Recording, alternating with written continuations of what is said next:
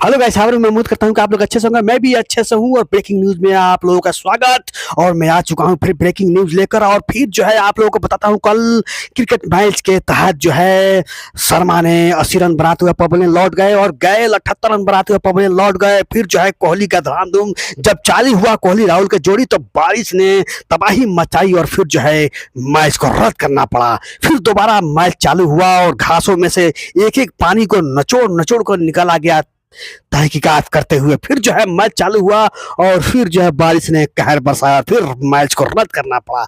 अब देखो आज क्या होता है। आज अभी कुछ मिनट के बाद मैच चालू हो जाएगा और धाम धूम चालू होगा। फिर देखना अब क्या होता है इंडिया पाकिस्तान के बीच, क्योंकि दोनों पार्टी तो दिख रहे हैं जबरदस्त और क्रिकेट मैच का ये है मनोबल।